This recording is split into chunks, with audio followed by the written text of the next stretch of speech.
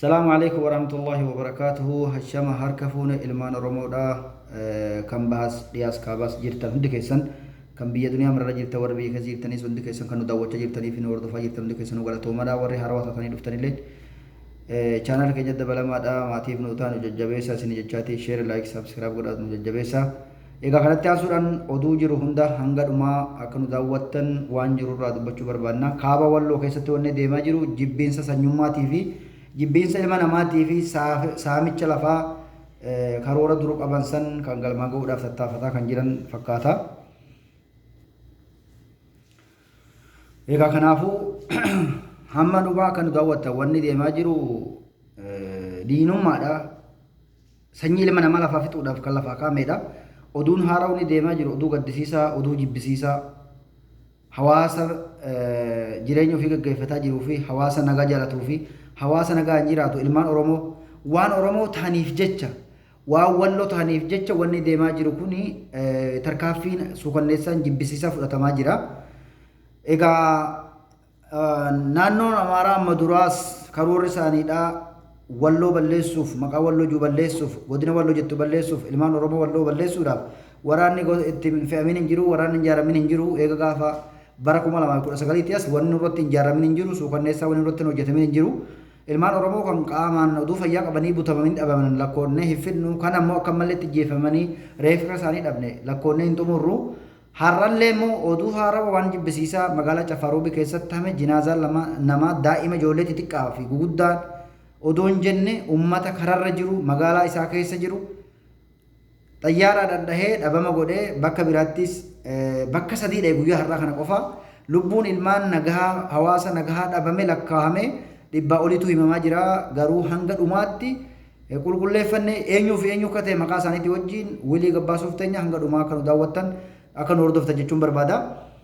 Kan madaa'elleen hanga madaa'es namaaf hin galle kaan qaamni hir'atee miilli cite jira kan mudhii kan buquu cite kan harki cite kaan hidhannoo ofirraa qabu wajjin hoggaa meeshaan irra kufetti hidhannoomti isaa itti dhukka'ee dararaa guddaa irraan ga'e meeqatu jira kan jiranii egaa suukanneessaa hamma kana gahu hunda hawaasa qulqulluu magaalaa isaa irratti naga buusee naga kabachiisuudhaaf taa'aa jiru yookaan ammoo tasgabbaaha mootummaan darbaa dhufaa hundinuu mootummaa ta'eeti deemaa nuti hawaasa ta'eeti taanee jiranna waa takkamu balleessinaa tasgabbaaha hawaasa nu keessa jiru hammannee haa jiraannu jee uummata nagahaan bakka taa'utti kararra jiru irratti aa'amee rakkoon kun uumame nama nagaan taa'u biyya saadaa akka yeroo hedduu yeroo ammaa kana keessatti hattuu karaa waan saamne waan balleessine nageenyi hin booronne hawaasaaf nagaa jaalatanii fi nagaaf dhaabbatan karaarra jiran marii godhaa jiran yookiin ta'anii haasaan irrattis tarkaanfii fudhatamaa jira nama karaa deemu maasaa keessa deemus qauma rasaas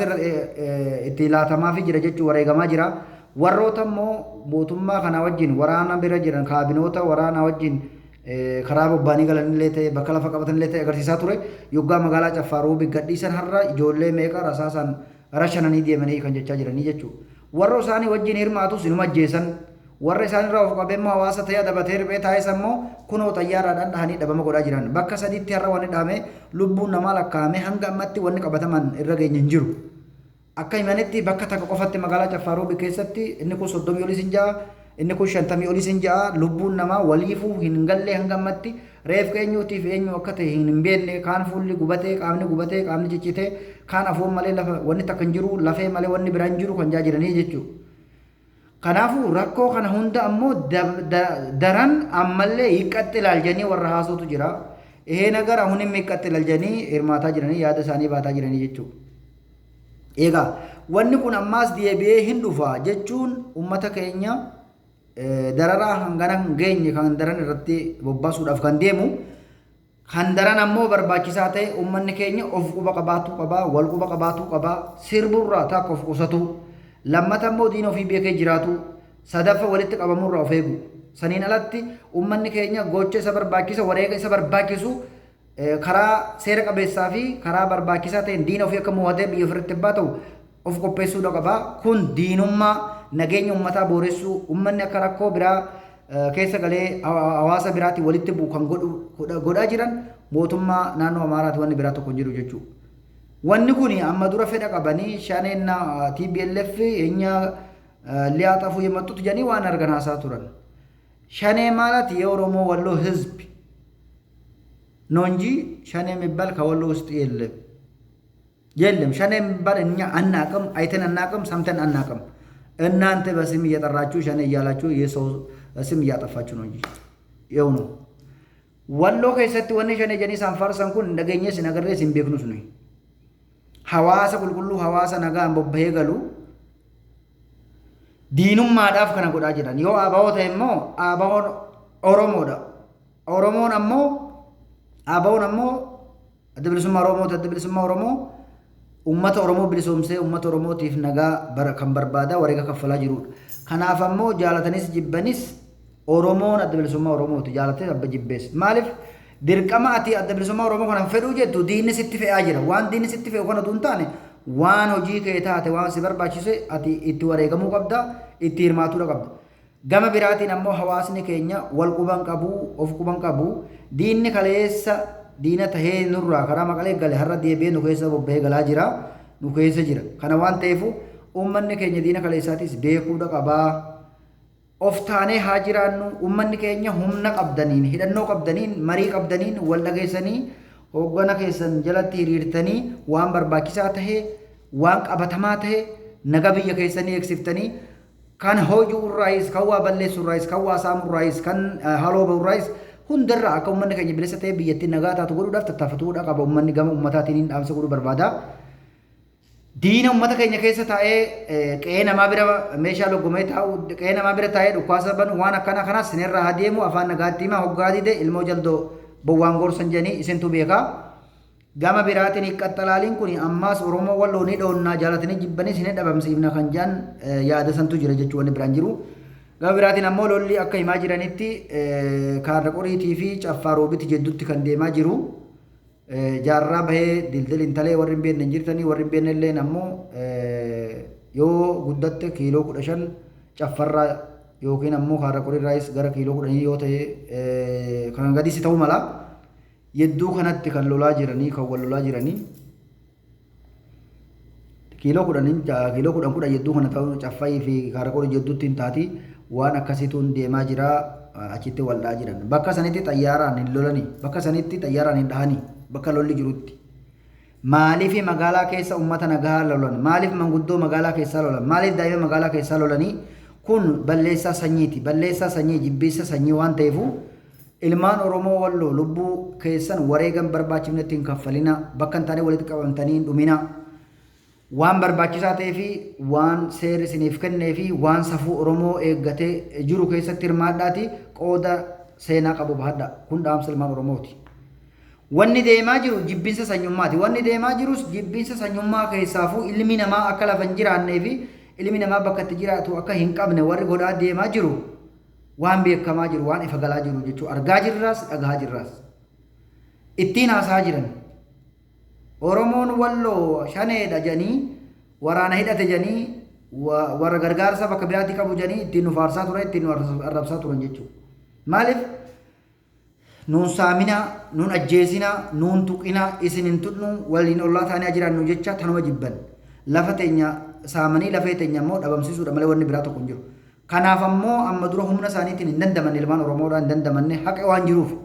Haqa jiruuf dadhabatanii hamma irraatti waraanas fe'anii hawaasas itti fe'anii dadhabatanii anama geenyaan chaasaa fi taankii fi waa meeqaa fi xayyaaraan hunda guurratanii amma ilmaan Oromoo walloo balleessuudhaaf kan dhuman. Kun immoo humna hawaasaatti oli waan ta'e beekamaadha jechuudha.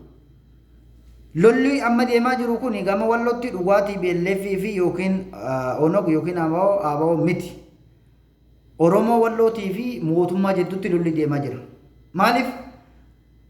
Diinummaa kaleessa ittiin nu arrabsaa turanii fi ittiin nu duulaa turan san waan dadhabaniif haloo bahuudhaaf gaafa barana Ramadaana keessa lolli jirutti bakka bu'aan walloo Muhammad Hassan gaafa paarlamaa keessa gaafatu hoofeene jijjigaa nu geessina waraana keenya wanni si galchan jiru waraana kana maqaa dha'u jechuun waraana qoshashuudha akkana jechuun jechi kan kee kun waraana kana maqaa balleessuudha jee bulchaan biyyaadha yaada akkasii laatee fi deebii akkasii kenneefi jechuudha. Ammaas waan sanuuhu ni balaaleffate gochisuun seeraa miti kijibaa isinumaa badii qaba jee Oromoo wallootiif badii laate jechuudha biyya bad. ammaas ammoo diinni duraanuu onoginna TPLF አብረን ተገናኝቶ እኛን እየዋጉ ናቸው ዚመቱ ማሌ ጀኔ ዋን አርጋናሱት ቱራን ዋን ኩኒ ሁንዲኑ ዋን ለፈርን ጅሬ ዋን hinjirre ummata irratti dhiibbaa hammarraa oofaa turani amma immoo TPLF sanyi sun dhufee wal lokeessa jira jechuudha. Garuu waraana wal dhawutti jiran bakka waraana wal dhawu san maaliif hin lolle caffaa fi kaara qorii jidduu jira maaliif achitti hin dhoonne xayyaaraan sadii guutuun ummata irratti ameerra qallottis ni ame bakka tokkollee wallaalee hin dogongore dubbadhu bakka biraati sadii bakka sadanittu lubbuun namaa soddomii oli kan himaa jiranii hanga 50 oliitti jechaa jiran silaanni caffaa hedduu lakkaametu hin danda'amu jechaa jiranii daa'imni meeqatuun harki citee lafa diida biraa keessa jira mataan bakka biraa jira qaamni bakka biraa jira kan jechaa jiranii dhiiga namaatii fi xiraa namaatii fi dhukkaasuu rasaasee qaama namarraa dhukka'uunu uummanni akkatti wal kaasuu dhabeetti rakkataa jira kan jaa jiranii jecha lubbuu namaa eenyutuun jinaazaan kun karreeffa eenyutu jecha lafaa kaafnee beekatu hin dandeenye warra lubbuu qabu lubbuun keessaan bahee madaa'ee watwaataa jiru kaafnee eenyummaa isaa warra himatu kararraa massinee kan jaa jiran yeroo kanatti tajaajilaa hun argatu haakimiin deemtatti geessitu jiru lubbuun namaa akka malleetti badaa jira akka malleetti illee warri hafellee raammahee madaan isaadhaa booddee isuma kuchiisuuf ta'a malee falli tokko hin jiru jecha nageenyi hanga kana ga'ee jira jechuudha walloo keessatti. Jibbiinsi ilmaan walloo amma dura Abiyyi Ahmad aangoo eega qabatee asitti walloo maaliif hin dhufne jee yeroo meeqa gaafa uummanni gaafatutti walloon dhufe dasee dhufee jira walloo kan biraa ganda keessanii adeemuu feetamu maal feetanii gaafattan jee Muhammad saniif deebise jechuudha.